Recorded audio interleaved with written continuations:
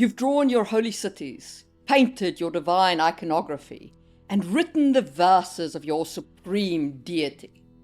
But when you sit down to map the history, the faith of your world feels arbitrary, like you're pasting it onto fake people rather than growing it from soil. Here's why. A religion is not a spiritual choice. It is a cultural technology. It is a software update for a population's behavior designed to solve a specific survival problem. Feudalism is a supply chain with a crown. Religion is a coordination mechanism with a halo. Once you see the underlying mathematics of belief, you will never drop a temple randomly on the map again. You won't invent your pantheons.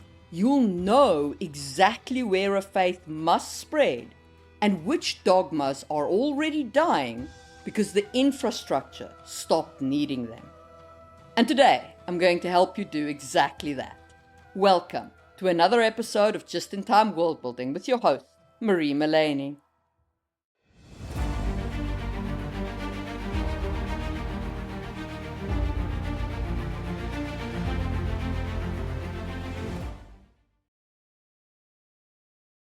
Forget the theology, the visions, and the deep spiritual awakenings. Those are the decorations of the religion. Underneath the mysticism, a religion is a virus looking for a host population. But not all viruses live in the same creature. To map your religion, you need to understand the host body type it requires. Editing Marie here. It occurs to me as I'm busy editing this that there might be people who take me saying that a religion is like a virus in the wrong way. I don't mean to say that a religion is damaging like a virus or destructive or potentially deadly. My point with saying a religion is like a virus is that it spreads in ways that we can study using the same terminology as viruses. Not to say that a religion shares all of the damaging attributes of a virus. Okay, back to the main video. Our first host type is the hearth faith. This is a religion woven entirely into the ethnic and geographic identity of the host. In the ancient world, you didn't convert to being Norse or Greek or Egyptian. The gods were the landscape. The rituals were the civic laws. Your ethnicity was your faith. In world building, this faith moves exclusively through relocation diffusion. It is anchored to the ancestral hearth. It has no independent wings. If a tribe splits and migrates across a mountain range, the gods travel in their baggage, but the faith won't jump to a neighboring populace as an independent idea. It doesn't convert, it multiplies only when its bloodline does. If the population is wiped out or assimilated, the religion vanishes from the map. Our second host type is accumulation phase. This is the tool of the early city-state and the expanding empire. When one warlord conquers a neighbor, they don't outlaw the local gods, instead they swallow them. They add the conquered deity to their pantheon, subordinate to their own state gods, in a classic form of religious syncretism. This expands the geographic footprint of the faith, but it suffers from the imperial life cycle. It spreads only as far as the legions of the empire can march. When the borders recede or the empire collapses, the state god loses its structural utility. The conquered peoples drop the imperial name and they revert to their local roots. It is a faith held together by iron, and when that iron is gone, the map resets. And if you want more from me on the topic of the imperial life cycle, check out my ultimate guide to empire in the information card. Our third type of host is the portable world view. This is the most transmissible force in your world building toolkit. It is the most adaptable of religions, capable of taking root in any host population. These are universal worldviews like Christianity, Islam, or Buddhism, completely detached from a specific piece of soil or a single ethnic lineage. You can adopt the software without changing your language, your clothes, or your ancestors. Because it is a modular, portable package, it operates under the laws of contagion. It does not need an army to move, and it doesn't care about borders. How it conquers a map comes down to a simple question. Where are the conduits of human flow? If religions are viruses, terrain and trade routes are super spreaders.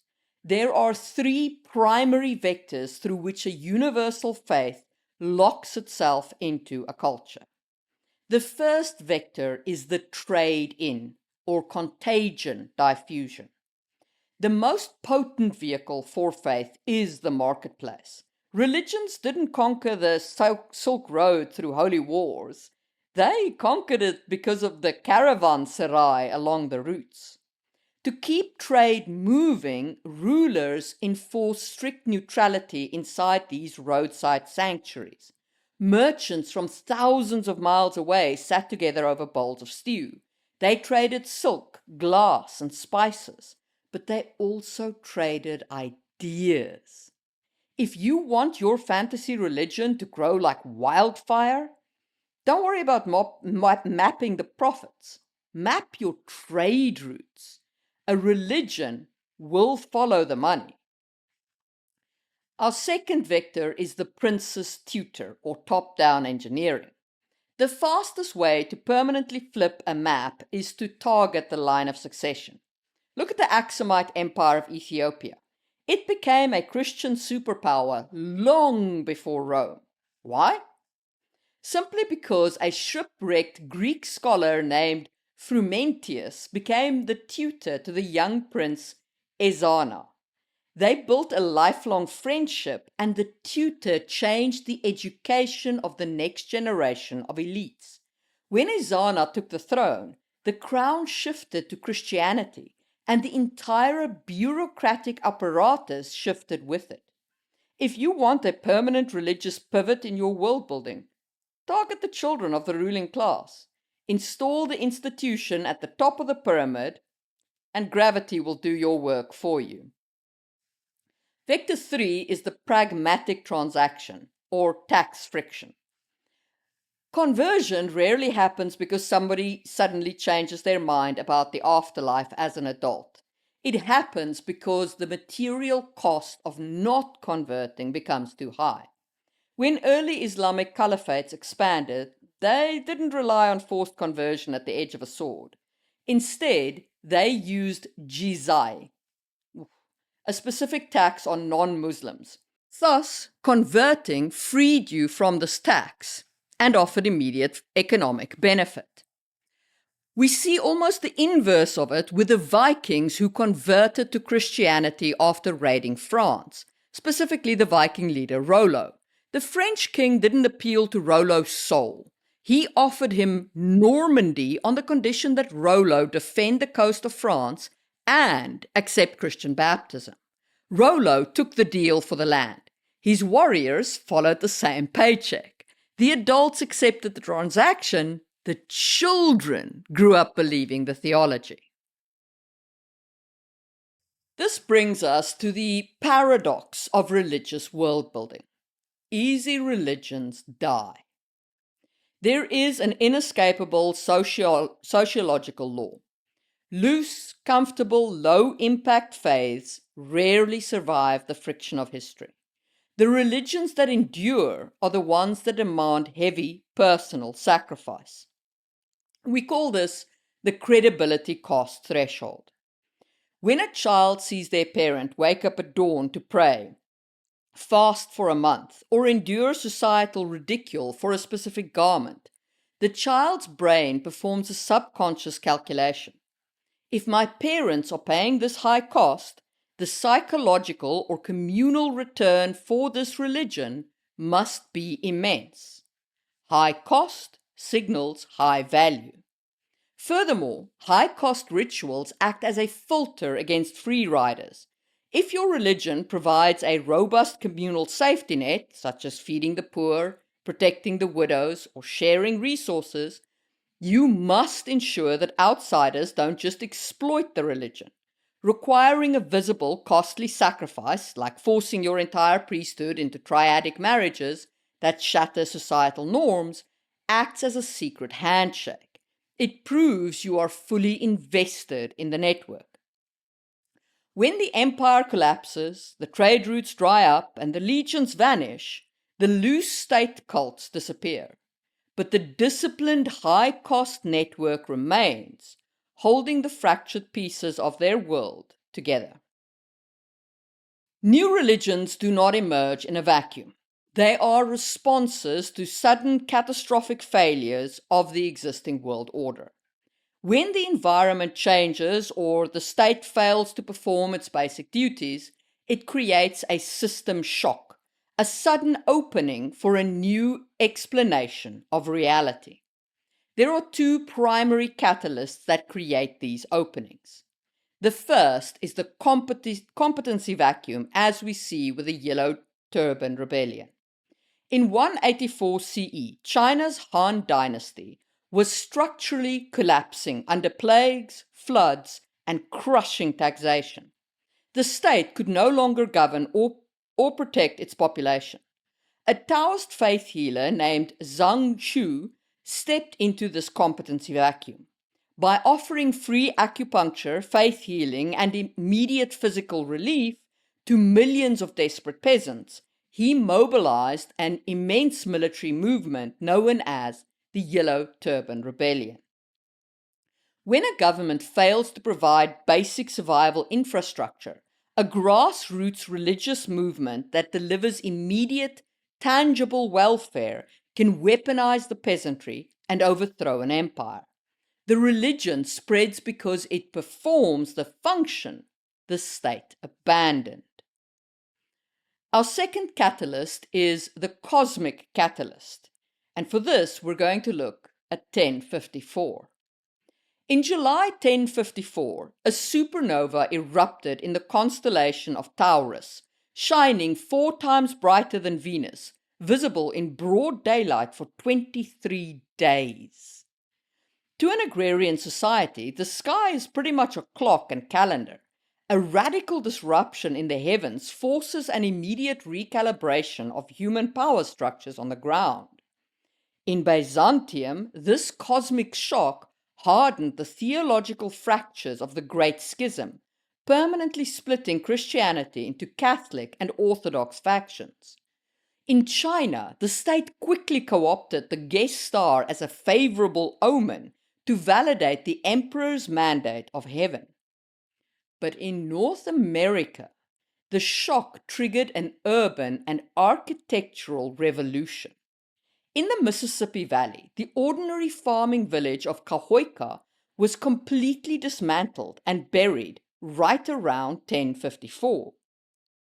The ruling elite used the unmissable celestial firework as divine leverage to establish a hierarchical political system.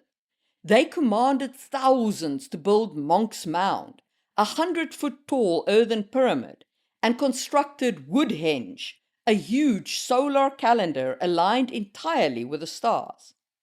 The cosmic event provided the psychological authority needed to force a disparate population into a centralized urban command economy. The memory of that system shock was so profound, it embedded itself into the oral stargazing traditions of the descendant Osage nation for centuries. And speaking of America, there is one more way in which a religion arrives at a location. And that is through colonization. When evaluating how that colonization happens, look past the theological arguments and analyze the violent dismantling of the host infrastructure. When European empires arrived in the Americas, they encountered indigenous populations operating largely under the hearth faith model, religions deeply woven into the local geography, lineages, and tribal structures. To replace a hearth faith, a conquering power cannot simply offer an alternative worldview. They must execute a total network erasure. The colonizers systemically destroyed the physical holy sites, dismantled the political frameworks that validated the old gods, and fractured the community's cultural continuity. Once the adult structure is broken, the conquerors deployed the ultimate tool of lock-in, institutional indoctrination of the children. By forcing the younger generation into mission schools and separating them from the oral and ritual traditions of their ancestors, the colonizers broke the chain of transmission for the hearth faiths. The adults may submit through raw pragmatism or trauma to the religion, but the children grow up native to the new software. If you want to simulate a brutal colonial religious shift on your fantasy map, cut the line of generational inheritance to the hearth cultures and implant the worldview religion in its place.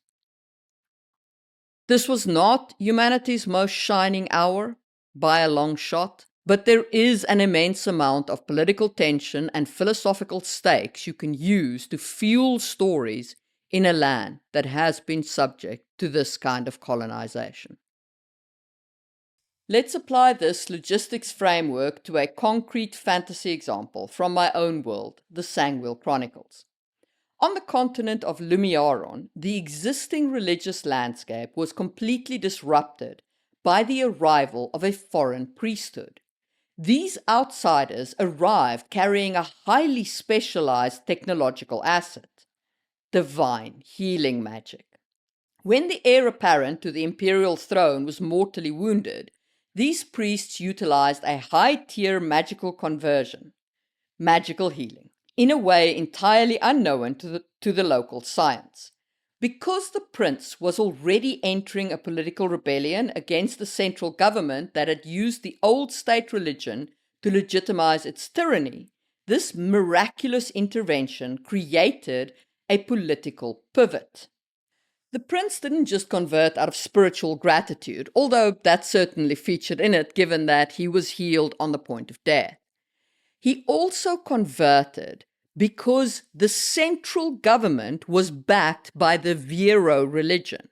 And so by converting, he offered a different worldview, one which separated him from the central government and its failure to the people.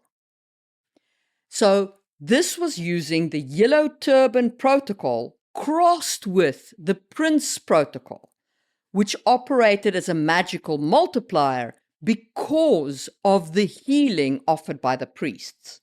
When the state is failing and a new faith arrives offering undeniable benefits, the political map will inevitably rewrite itself. If you want to see exactly how this systemic friction plays out across an entire empire, you can find the digital and audio editions of Sangwil Chronicles on my website. Use the code SPREAD, S-P-R-E-A-D, at checkout for a 30% discount on ebooks and audiobooks.